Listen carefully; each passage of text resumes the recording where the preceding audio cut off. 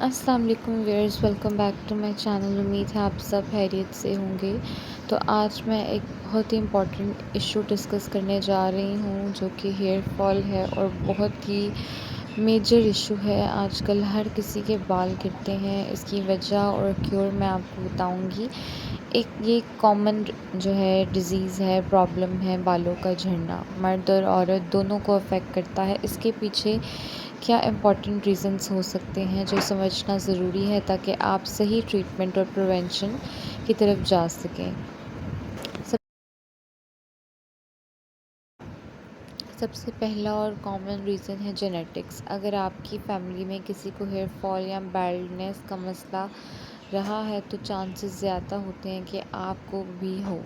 इसे androgenetic alopecia कहते हैं। इसमें धीरे आराम आराम से बाल पतले और कम हो जाते हैं और ये परमानेंट भी हो सकता है अगर कंट्रोल ना किया जाए। नेक्स्ट इम्पॉर्टेंट फैक्टर है हार्मोनल इम्बैलेंस। हार्मोन्स बॉडी के हर फंक्शन को कंट्रोल करते हैं और अगर इनमें डिस्टर्बेंस आए तो हेयर साइकिल डिस्टर्ब हो जाता है। स्पेशली थायराइड प्रॉब्लम, प्रेगनेंसी के बाद, मेनोपॉज या पीसीएस की वजह से हेयर फॉल होता है। वुमेन में ईस्ट्रोजन लेवल कम होने से भी बाल झड़ते हैं। नेक्स्ट मेजर फैक्टर है न्यूट्रिशन डेफिशिएंसी। अगर बॉडी को प्रॉपर न्यूट्रिएंट्स नहीं मिलते तो बाल वीक हो जाते हैं। सबसे important nutrients iron, protein, vitamin D, vitamin B 12 और जिंक है। आयरन डेफिशिएंसी एनीमिया यानी खून की कमी की वजह से बाल रूट्स तक ऑक्सीजन नहीं पहुंचती बालों को, जिससे हेयर फॉल होता है। प्रोटीन कम हो तो बाल की ग्रोथ रुक जाती है क्योंकि बाल खुद प्रोटीन केराटिन से बनते हैं। नेक्स्ट रीज़न है स्ट्रेस और anxiety. Mental stress directly hair cycle को अफेक्ट करता है। जब इंसान ज़्यादा स्ट्रेस लेता है तो टेलोजन एफ्लूवियम होता है जिसमें अचानक ज़्यादा बाल गिरने लगते हैं। ये टेम्परेरी होता है लेकिन अगर स्ट्रेस क्रॉनिक हो तो प्रॉब्लम सिवियर हो सकती है। नेक्स्ट मेजर फैक्टर है पुअर स्कैल्प हेल्थ। अगर स्कैल्प क्लीन ना हो, डैंड्रफ हो, फंगल इन्फेक्शन हो या ऑयल बैलेंस डिस्टर्ब हो तो हेयर रूट्स वीक हो जाते हैं। डैंड्रफ खुश्की से इचिंग होती है और स्क्रैचिंग से बाल टूट जाते हैं। एक्सेस ऑयल भी पोर्स ब्लॉक करता है। नेक्स्ट मेजर इशू है हेयर स्टाइलिंग और केमिकल ट्रीटमेंट्स। बार बार heat tools, straightener, dryer, hair dyes, rebonding, keratin treatments बालों को डैमेज करते हैं। इन केमिकल से बाल ड्राई, ब्रिटल और वीक हो जाते हैं और आसानी से टूट जाते हैं। नेक्स्ट रीज़न है टाइट हेयर स्टाइल्स। बहुत टाइट पोनीटेल, ब्रेड या बन बनाने से रूट्स पर प्रेशर पड़ता है। इस कंडीशन को ट्रैक्शन एलोपेशिया कहते हैं। अगर ये हैबिट कंटिन्यू रहे तो परमानेंट हेयर लॉस भी हो सकता है। नेक्स्ट मेजर कॉज है मेडिकल कंडीशंस जैसे कि कुछ disease, alopecia areata, autoimmune disease, diabetes, lupus वगैरह भी हेयर फॉल का सबब बनते हैं। इन कंडीशंस में इम्यून सिस्टम हेयर फॉलिकल्स को अटैक करता है।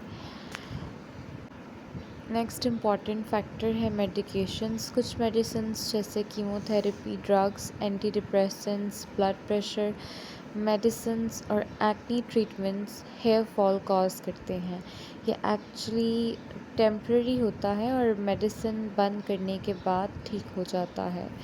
नेक्स्ट मेजर रीज़न है वेट लॉस या क्रैश डाइटिंग। जब आप अचानक वेट लॉस करते हो तो प्रॉपर डाइट नहीं लेते तो बॉडी शॉक में चली जाती है और बालों की ग्रोथ रोक देती है। इससे हेयर फॉल स्टार्ट हो जाता है। नेक्स्ट मेजर रीज़न है एजिंग, उम्र का बढ़ना। जैसे जैसे एज बढ़ती है हेयर ग्रोथ स्लो हो जाती है और बाल पतले और कम हो जाते हैं। ये नेचुरल प्रोसेस है, लेकिन प्रॉपर केयर से स्लो किया जा सकता है।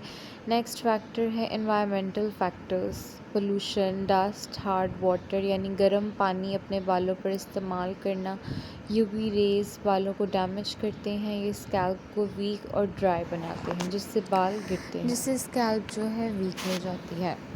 दूसरा रीज़न ये है कि lack of proper hair care routine. अगर आप सही शैम्पू से यूज़ नहीं करते, ज़्यादा वॉशिंग करते हैं या बिल्कुल वॉशिंग नहीं करते, तो स्कैल्प इम्बैलेंस होता है। वेट हेयर को ज़ोर से कॉम्ब करना भी हेयर फॉल बढ़ाता है।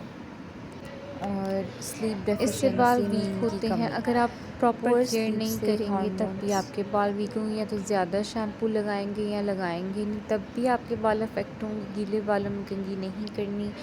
नींद की कमी से भी, पुअर स्लीप से हार्मोन डिस्टर्ब होते हैं, जिसकी वजह से हेयर फॉल होता है। ब्लड सर्कुलेशन का कम होना, स्कैल्प तक प्रॉपर ब्लड फ्लो नहीं होता तो न्यूट्रिएंट्स और ऑक्सीजन फॉलिकल्स तक नहीं पहुंचते।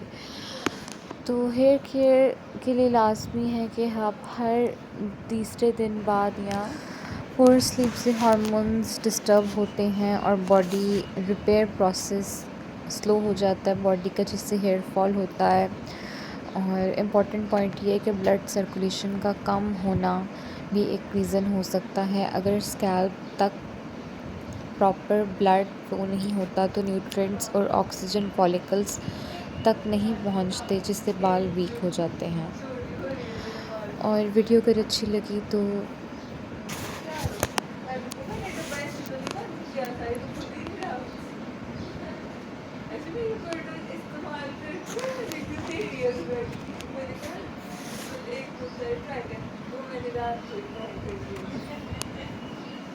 इसकी नज़र हर प्रोडक्ट पे ही होती है।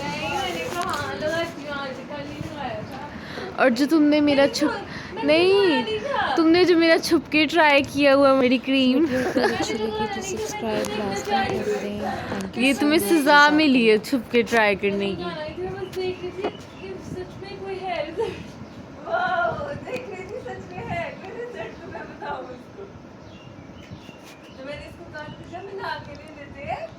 अच्छा है, ऐसे नहीं थे मैं क्या करती। तो कहती है नहीं, मैंने कहा था ठहर के कर लेंगे जब मेरे पास होंगे। हाँ तो ठहर के तब तक